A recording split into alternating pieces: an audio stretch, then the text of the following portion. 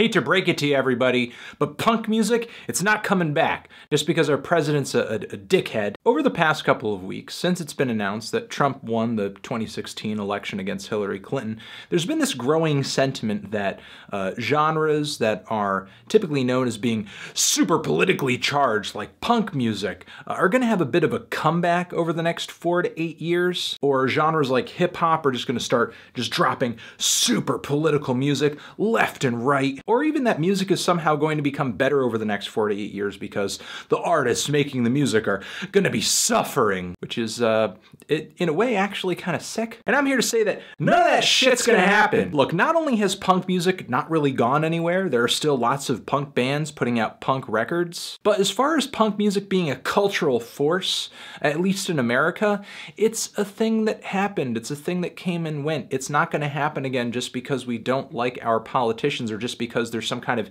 injustice going on in the political system. I don't know if you've noticed, but you know, despite the fact that Obama is probably going to go down in history as much less of a horrible president than George W. Bush, which he rightly should, it's not like the past 8 years haven't had their share of injustices or its share of political blunders, like the NSA spying on us, or all the bombs we've dropped, all the foreign interventions that we've gotten ourselves involved in, and the number of notable albums recorded and written by notable artists that have made songs dealing in these topics, I can probably count on my fingers and toes. And I have the feeling that it's going to be the same thing for Donald Trump. And that's not to say that this new generation doesn't care about politics, they most certainly do, but the way that that manifests itself in their actions and in their art is most likely going to be very different than that of generations who lived through the 70s and the 80s and the 90s. For one thing, social media is an absolute game changer, and I would say probably more effective tool at delivering your political opinions than, let's say, a 7-inch record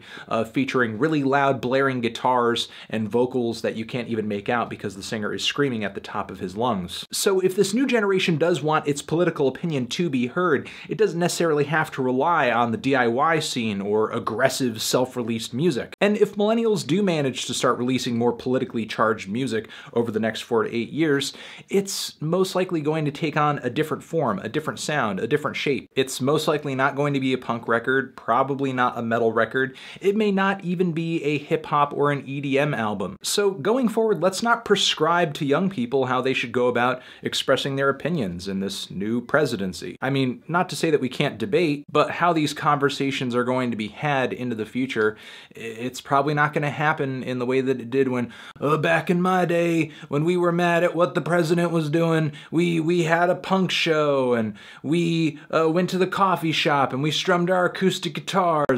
If things like punk music do come back to cultural prominence, it's most likely going to be because that's just a sound that people want to hear again, and it's a sound that, for one reason or another, artists are doing really well. I mean, when we go back to the origins of punk, it's not like bands such as Wire or the Ramones or the Stooges were formed out of political unrest, or even the Misfits. For sure, some of my favorite punk bands take on a myriad of political topics on their records, but that's not the case for every punk band. So much so that I wouldn't say it's a requirement for you to be in a punk band that you're deeply ingrained into politics, that every song that you release has a political message to it. So if you're a young music fan and you want to hear political music, go seek that out. Find political music that identifies with you. If you're an artist, a young artist, and you want to make political music, do that, but do it on your own terms. Don't feel this pressure to copy what people of the past did to say things that you feel like need to be said in the present. And can we stop directly associating good music and art with tragedy and personal anguish and suffering? For sure, there are many points in the past where that has been the case, but it's gotten to the point now where we almost expect it, and we think that because there's some hard times, there's some suffering right around the corner, we're gonna get some good music. That's just kind of stupid. So punk is not coming back just because our president is a moron, and music is not gonna become super political just because the political class is unlikable. They've actually been unlikable for quite a while. And you know, if you wanna hear a certain sound, if you wanna hear a certain message in music, now is a better time than ever. in the internet age to just go out there and make that music yourself, record that message yourself. Don't just expect the change that you want to see. Go out there and make it. If over the next 4 years you want to hear the greatest punk music that's ever been recorded because you think President Donald Trump is an asshole, then just, you know, go out there and make that music then. And I think that's all I want to say right now. Transition. What did you think of all this stuff that I said? Do you agree? Do you disagree? Are you too distracted by my ugly hoodie to actually respond to the video that I just recorded? Let me know. And all sorts of links next to my head, other videos you should check out, subscribe to the channel, official website, and you're the best forever.